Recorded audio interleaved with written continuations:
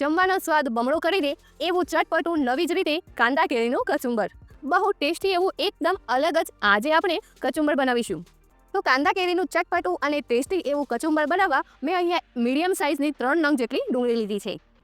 સાથે જ એક મોટી સાઇઝની અંદાજે વજનમાં 150 ગ્રામથી 200 ગ્રામ જેટલી કાચી કેરી લીધી છે.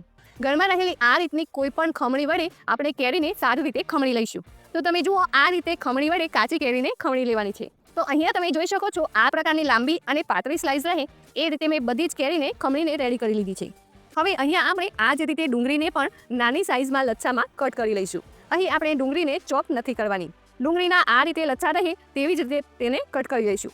તો અહીંયા મેં ડુંગળીને પણ કટ કરી રેડી કરી લીધી છે. અને ડુંગળીને આપણે કટ કરેલી કેરીમાં ઉમેરી દઈશું. સાથે ખૂબ સારા એવા પ્રમાણમાં લીલા ધાણા પણ ઉમેરી દઈશું. અડધી ચમચી જેટલું એટલે કે સ્વાદ અનુસાર મીઠું ઉમેરી દઈશું. સાથે 1 ચમચી જેટલું કાશ્મીરી લાલ મરચું ઉમેરી દઈશું.